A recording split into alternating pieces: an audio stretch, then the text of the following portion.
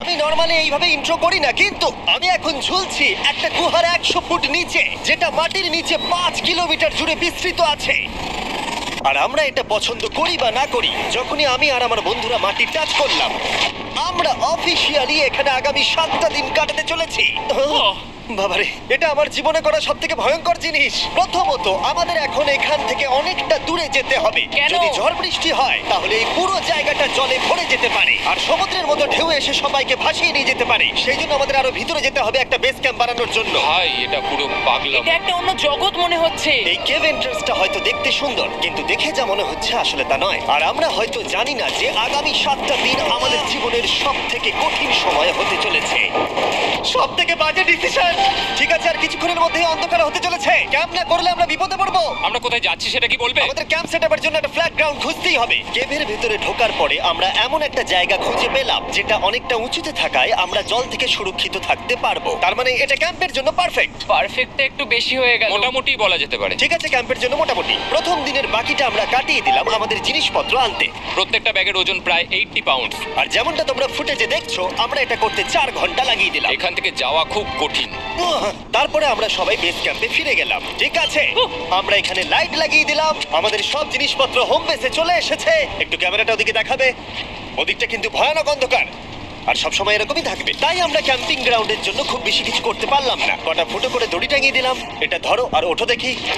মনে হচ্ছে আমাদের হ্যামকগুলো ভালোই সাপোর্ট পাবে। আর তারপরে আমাদের সার্ভাইভাল গাইড জোয়ের সাহায্যে আমরা হ্যামক টাঙালাম। এই সরু দড়িটা আমার হ্যামকটাকে ধরে রাখবে। হ্যাঁ। ডিনার খেয়ে আমরা প্রথম রাত্রি ঠান্ডার জন্য তৈরি হলাম। আমি মিথ্যে কথা বলবো না, আমি যতটা ভেবেছিলাম তার থেকে এই হ্যামকটা অনেক বেশি কমফোর্টেবল। এই আমি তো আমার চমকেই হাতটা তো গেছিলাম। বড় কেন ভাই? এই কেভটা 2.5 কিলোমিটার ডিপ, আর আমরা এখন এন্ট্রান্সের কাছেই ক্যাম্পিং করছি। কাল আমরা অনেক কিছু এক্সপ্লোর করব। তোমরা কেমন ঘুমালে? ভয়ঙ্কর। ঘুমই হয়নি। এটা সত্যি একটা অস্বস্তিকর পরিবেশ। কেবের উপর থেকে অনবরত আমাদের উপরে জল পড়েই যাচ্ছিল, তাই উপরে একটা প্লাস্টিক চাপালাম, কিন্তু তাও আমাদের হ্যামকের উপরে জল পড়েই যাচ্ছিল। একটা আইডিয়া আছে, চলো শেল্টারগুলোকে ভালোভাবে তৈরি করি। আমার মনে হয় এই প্লাস্টিকগুলোকে জুড়ে দিলে আর জল পড়বে না। বাহ, তুমি তো জিনিয়াস। আমি শুধু একজন ইউটিউবারই নয়, ঠিক আছে? আমার হ্যামকটা এটার উপরে ঝুলছিল।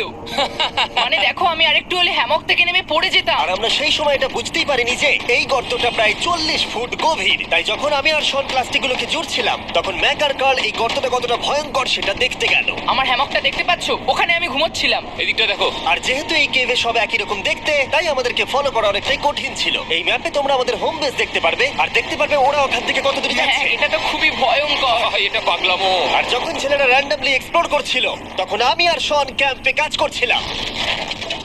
এই স্লিপিং ব্যাগটা এখানে কেন পড়ে? কারণ এটা থেকে পিয়ের গন্ধ বেরোচ্ছে। ইয়া, এটার থেকে শেখা উচিত স্লিপিং ব্যাগ ভাড়া নিতে নেই।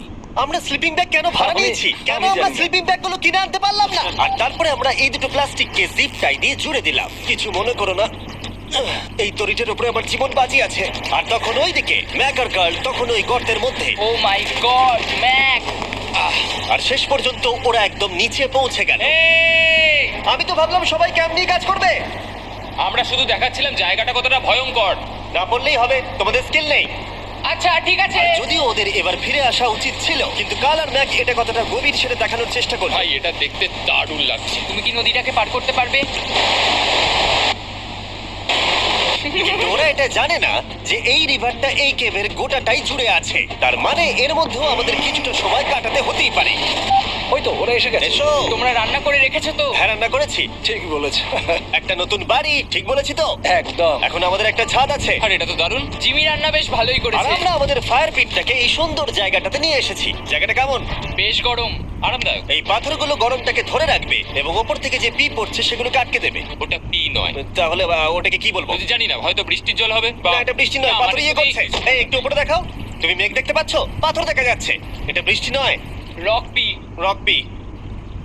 ঠিক আছে, রক পি। ঠিক আছে, এটা রক পি। আর একটা শুকনো রাত ঘুমিয়ে কাটাবার পরে আমরা ঠিক করলাম জো আমাদের সার্ভাইভাল এক্সপার্ট, তাকে নিয়ে আমরা কেভের শেষ প্রান্ত অব্দি যাব। Cave, cave! Cave, cave! Cave, cave!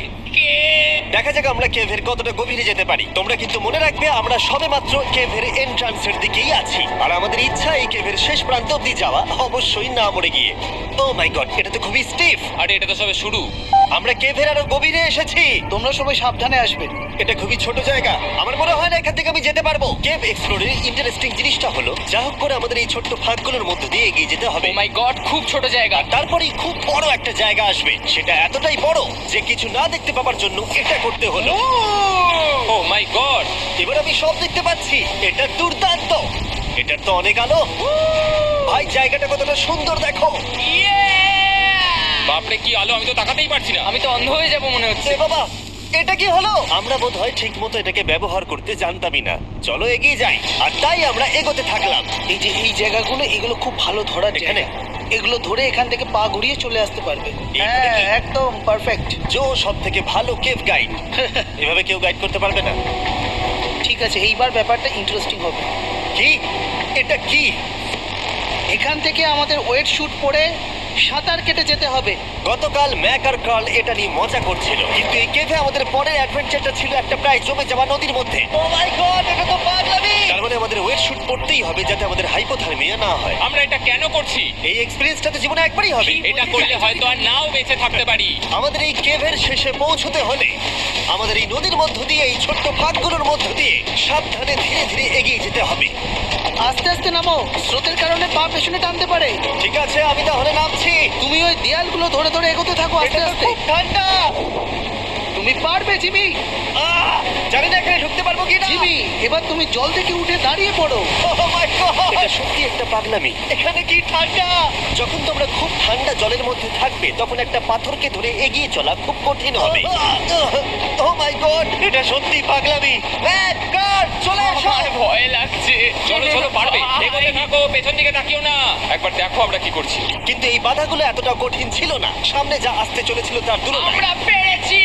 Cave, cave, cave, এই, কেভ। একটা কথা শোনো, আমরা 10% আসিনি। তার মানে এখনো আমরা শুধুমাত্র সার্ফেসেই রয়েছি, আর শেষ প্রান্তে পৌঁছতে হলে আমাদেরকে আরো 2 কিলোমিটার যেতে হবে।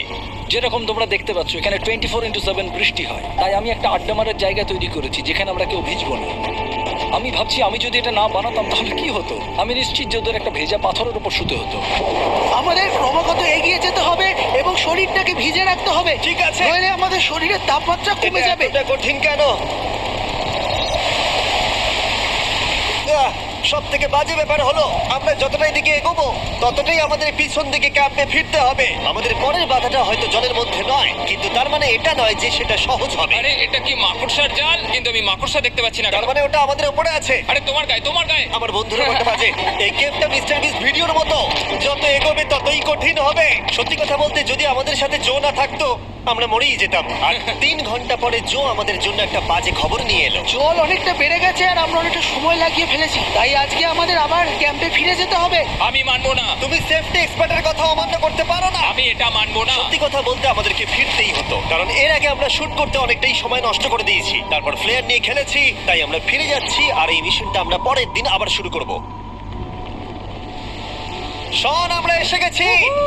আরে তুমি এখানে কি করছিলে? এখন তোমরা কেউ ভিজবে না। আমি তো জানতামই না এই লাইটগুলো আমরা এনেছি। এগুলো দারুণ লাগছে তাই না? দুঃখের বিষয় আজকে আমরা মাত্র 20% এগোতে পেরেছি, কিন্তু বিশ্বাস করো আমরা শেষ পর্যন্ত অবশ্যই যাব আগামী কয়েকদিনের মধ্যেই। মনে হয় কোনোদিনই হবে না। আমরা ডে 4টা রেস্ট নেব আর ডে 5-এ চেষ্টা করব এই কেভের শেষ অবধি যাবার। দেখা যাক কি হয়। ডে 3-তে মজা হলো, কালকে আবার দেখা হচ্ছে। আর কেভের ভিতরে 3টে খুব বাজে রাত কাটাবার পরে পরের দিন সকালে আমাদের মাথায় শুধু একটাই কথা আসছিল, আমার একটা হট শাওয়ার চাই, তবে আমি এখন একটু শান্তি পাবো। ও এখন শাওয়ার পেলে কিন্তু দারুণ হয়। আমি চান করিনি প্রায় 3-4 দিন হয়ে গেল। তোমরা নিশ্চয়ই জানো কেভের মধ্যে শাওয়ার করা সম্ভব নয়। আমাদের অনেকটা পথ হেঁটে সাবধানে আগের রিভার বেডের কাছে পৌঁছতে হলো। Oh my God!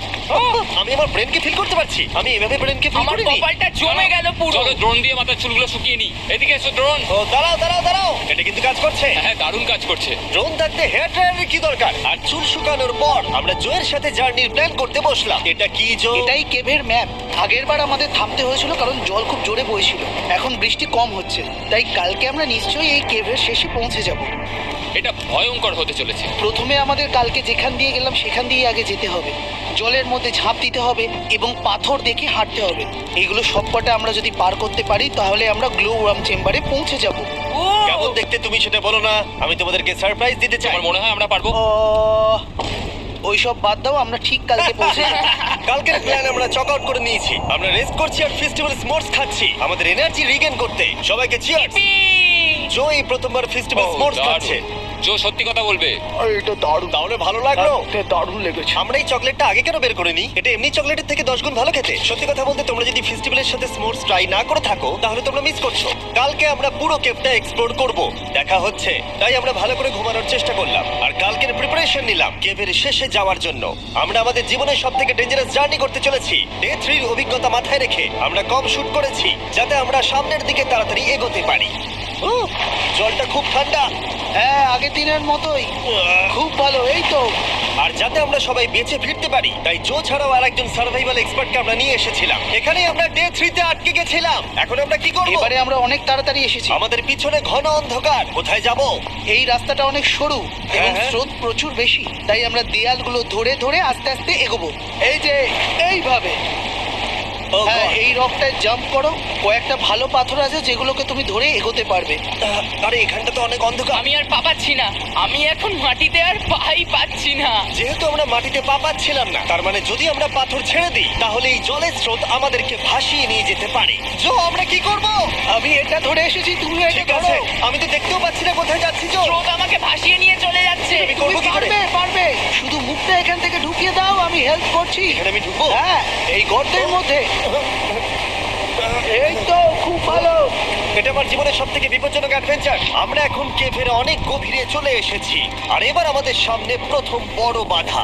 এখানে জলের একটা ঘূর্ণাবর্ত আছে, যদি তুমি এর মধ্যে পড়ে যাও তাহলে তোমাকে একদম নিচে নিয়ে চলে যাবে। মানে আমরা পড়ে গেলে মরে যেতে পারি। হ্যাঁ, মানে আমরা মৃত্যুর সাথে খেলা করছি। এটা এতটা বিপজ্জনক হতে পারে আমি সত্যিই ভাবিনি।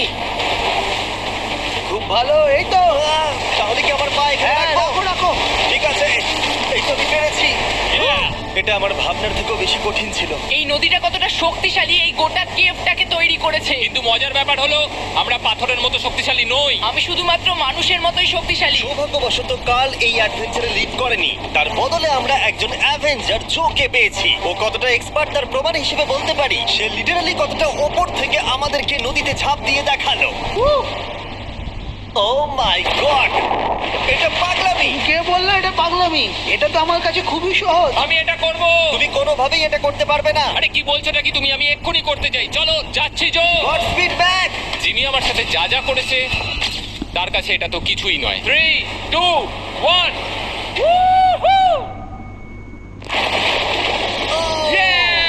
তুমি করবে? না, আমরা না এগুলো শেষ পর্যন্ত যেতে পারবো না। ও মাই গড, আমাদের নিচের দিকে যেতে হবে। আমরা সবসময় স্রোতের উল্টো দিকে কেন যাই? এখন শুধু আমি ভেসে ভেসেই যেতে পারবো, আর কিছু না। এই জলের তলায় অনেক ধারালো পাথর আছে, তোমরা সেগুলোকে দেখতে পাবে না, তাই সাবধানে পা ফেলবে। ও মাই গড, আবার এটা গভীর আরে হচ্ছে। আমার পা তো কিছুর উপরে রাখতে হবে। ছোট ছোট পাথরগুলোই একমাত্র বাধা ছিল না, মনে হচ্ছে আমাদের প্রতিটা পদক্ষেপে। ও ভাই, আমি কিচ্ছু দেখতে পাচ্ছি না। এটা খুব ভয়ঙ্কর। কেভটা আরো অন্ধকার হয়ে আসছিল এবং আরো সরু। আর তখন আমরা জানতাম না যে আমরা ফিনিশ লাইন অব্দি পৌঁছতে পারবো কিনা। ও, আহ। আমি ক্লান্ত হয়ে পড়েছি। এই কেভে আরো কঠিন বাধা আসার আগে তোমাদেরকে আমি কিছু দেখাতে চাইবো। জো, তোমার ব্যাগটা দাও। Thank you. তুমি জানো এর মধ্যে কি আছে? না, জানি না কি আছে। Brand new mister beast lab swamp. সত্যি কথা বলছি, গত 5 ঘন্টা ধরে যেহেতু আমি অনেক পরিশ্রম করেছি তাই কোনো মতেই এখন এটা আমি বলার মতো অবস্থায় নেই। তাই এটা শুট করার 1 মাস পরে আমি পুরো কেপ সেটটা তৈরি করলাম ফিউচার জিমি নেম ট্যাগ দিয়ে। তারপরে বললাম, হ্যাঁ আমি ফিউচার জিমি, আর আমি এখন তোমাদেরকে বলবো brand new toy line of mister beast lab swamp সম্পর্কে। এটা একটা কালেক্টেবল টয় লাইন আর এখানে 119টা ইউনিক ডিজাইন ক্যারেক্টারও আছে যা তোমরা কালেক্ট করতে পারো। আর সবথেকে দারুণ ব্যাপারটা হলো কোন ক্যারেক্টারটা তুমি পেয়েছো সেটা জানতে হলে এই টিউবে ওয়াটার দিয়ে নাড়াতে হবে আর তোমার সোয়ামস তোমার সামনে চলে আসবে। আর আমি এটা ডেমনস্ট্রেট করতে এই বিশাল বড় টিউবটাকে বানিয়েছি। এই টিউবটাকে জল দিয়ে ভরে দাও। তোমাদের এত জলের দরকার নেই, এটা অনেক বড় বলে এত লাগছে। ঠিক আছে, এটা এখন জলে ভর্তি হয়ে গেছে। এবার এটাকে একটু নাড়াতে হবে। এটা কি আর নাড়াতে হ্যাঁ হবে? হ্যাঁ, অনেক নাড়ানো হয়ে গেছে। এবার জল ঢালো এখানে। জো ঢালছে। আর জল ঢালার পরে তোমরা দেখতে পাবে তোমরা কোন সোয়ামটা পেয়েছো। এটা সব থেকে রেয়ার হাইপোক্রোম, যেটা মাত্র 1000টা বানানো হয়েছে। জো, এটা তোমার। থ্যাংক ইউ সো এটা চাই। আর এটা তোমার। কাল কি নেবে? আমার কাছে দুটোই ছিল। আর আমরা শুধু সোয়ামেই থেমে নেই, আমরা এই অ্যাকশন ফিগার প্যান্থার গুলো বানিয়েছি যেগুলো এই ব্রিফকেসে আছে। আর এই সোয়ার্মের মতো এই মিউটেটর যখন তোমরা কিনবে দেখতে পাবে এর ভেতরে কি আছে। কোথায় কিনবো? ভালো হয়েছে জিজ্ঞাসা করলে। মিস্টার বিস্ট ল্যাব টয়েস এখন তোমরা পৃথিবীর সব জায়গায় পেয়ে যাবে। এগুলো সব বেরিয়ে গেছে, তোমরা গিয়ে কিনে নাও। আর কেবের মধ্যে অনেক সমস্যা পেরোনোর পরে আমরা ফাইনালি পৌঁছে গেলাম গ্লো ওয়ার্ম চেম্বারে। ভাই এবার খুব ভালো লাগছে। ঠিক আছে টিম, আহ, তোমাদের গ্লো ওয়ার্ম চেম্বারে স্বাগত। এ তো দারুণ। এটা দারুণ লাগছে। ভাই এটা পৃথিবী মনে হচ্ছে না এখানে একদমই। যে আলো তোমরা দেখতে পাচ্ছ সেগুলো আসলে ছোট্ট ছোট্ট বায়োলুমিনেসেন্ট গ্লো ওয়ার্ম তৈরি করেছে। এটা দেখতে অনেকটা মিল্কি ওয়ে গ্যালাক্সির মতো লাগছে। ওয়াও! আর এই মুহূর্তটা, এই ভিউ, সত্যি বলতে এই ট্রেকের সমস্ত ক্লান্তি যেন দূর করে দিল। এখানে অবধি পৌঁছানো যেন সত্যি একটা অ্যাচিভমেন্ট ছিল। কিন্তু এখন আমাদের যাত্রা শেষ হয়নি, কারণ আমাদের এখান থেকে এখন বেস ক্যাম্পে ফিরতে হবে। আজকে ডে 6 হতে চলেছে, এখনো ওরা আসেনি আর আমি খুব ক্লান্ত। আমার মনে হয় না আমি ভালো করে ঘুমোতে পারবো, ওদের জন্য খুব চিন্তা হচ্ছে। এই ট্রিপটা অনেকটাই সহজ ছিল কারণ আমরা স্রোতের সাথে ভেসে ভেসে যাচ্ছিলাম। আর যেহেতু তোমরা এই ট্রিপটা দেখেছো তাই আমরা এটাকে স্কিপ করলাম। কিন্তু সত্যি বলতে এই জার্নিটাও অনেকটা বেশি সময় নিল, কারণ আমরা ক্যাম্পে পৌঁছানোর আগেই 6 নম্বর দিন চলে এলো। শোন, সবাই ঠিক আছে তো? আমার খুব চিন্তা হচ্ছিল। Happy day 6। ডে 6 খুব ভালো। এনার্জি বাড়াতে আমরা আগুনের উত্তাপ নিলাম এবং ফাইনালি আমরা কিছু খেতে পেলাম। এটা খুবই অ্যাডভেঞ্চারাস ডে ছিল। কালকে দেখা হচ্ছে, মানে আজকেই হয়তো। এটা ডে 6 নাকি আজকে, না আমি জানি না। এত বড় ট্রেক সম্পূর্ণ করার পরে শারীরিকভাবে চূড়ান্ত ক্লান্ত হওয়া সত্ত্বেও জানি না কেন কিন্তু আমি একদমই ঘুমাতে পারছিলাম না।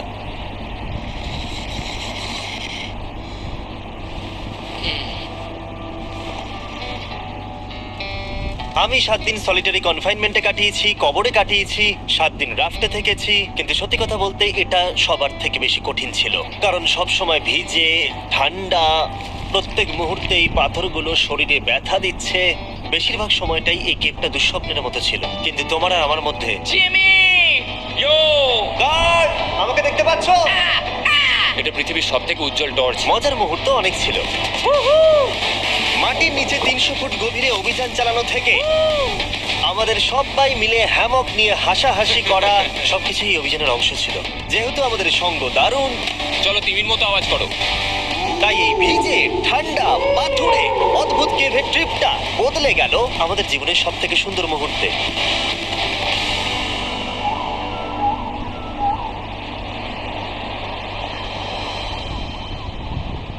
আমরা এখান থেকে যাব না যতক্ষণ না সবকিছু তোলা হচ্ছে।